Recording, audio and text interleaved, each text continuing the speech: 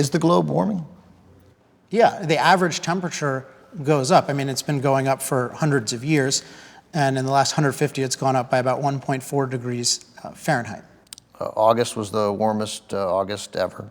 1.5 so there are degrees disputes about above. These things, but anytime you're on an upslope, hold on a second. Let's just take the 1930s, right? So the 1930s is a time with insignificant CO2 emissions, and it's a period of time, through the beginning of the century to that part of the century where people can't really explain why it got significantly warmer. But that's when you had some of the biggest climate disasters in history. That's when you had the Dust Bowl, that kind of thing. So you had natural, non-man-made warming there, and at any given point, you could have said, oh, it's the hottest August in history.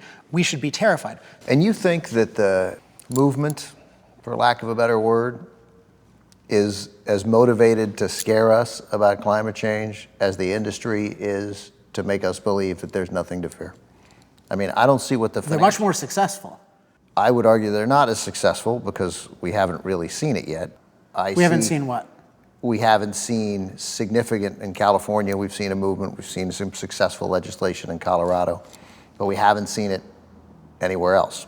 We haven't seen a national movement. We haven't changed our energy policy. In Europe, you have it all over the place. So often what happens is first you have mandates, then you have bans. So you have a lot of mandates. So I was in Belgium recently doing some speaking, and they talked about how in the past couple of years, because of these, I would call them unreliables mandates, their prices have gone up by a factor. What's the motivation of the movement? What is the motivation? We talked about this earlier, but It's a belief that it's wrong for man to transform nature. And you think that's nature. more powerful than an industry fighting to hang on to its billions? So that I think is the premise that's in people's minds. So the premise that it's wrong to change nature also includes the premise that the planet is our fragile mother. Let me frame this. First of all, the concern here has to be human life. What is going to maximize human well-being? And to do this, what we have to do is we have to look carefully at what are the unique positives of fossil fuels and what are the unique negatives of fossil fuels compared to our alternatives. And we need to look at those carefully. So with CO2 is a byproduct of using fossil fuels. It's called an infrared absorber. So it leads to a certain amount of heat, more heat being in the atmosphere. And so the interesting, important question to ask is, how consequential is that? So we've increased the amount of CO2 in the atmosphere from 0.03% to 0.04% of the atmosphere. And so what you see is that this is a relatively inconsequential side effect compared with something that has such unique positives that if you lost it, billions of people would be hurt. So that the benefits so far outweigh the risks. The fact that you're concentrating on, it's a little warmer now than it was 60 years ago. I'm not saying it's a little warmer. Well, how much warmer? Well, August was 1.58 degrees above the 20th century average, hottest August we'd ever had. Breaking the record set last year. No, we've ever had with modern instrumentation.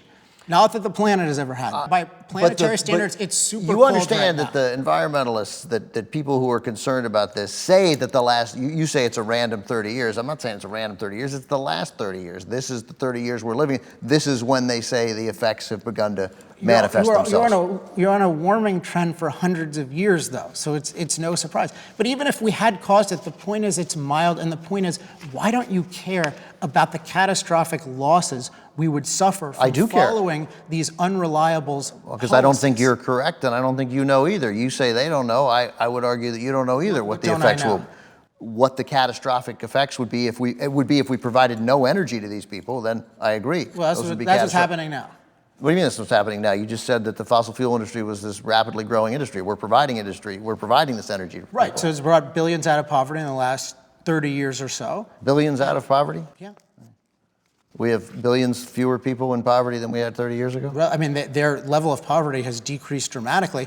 China and India, you've got over 2.5 billion people in those countries combined. You've got life expectancy up by over 6 years in both. You've got income dramatically up. And not coincidentally, you have fossil fuel use increasing by 5 times with oil, 5 times with coal. So, right, but life expectancy hasn't increased because of fossil fuels. Really?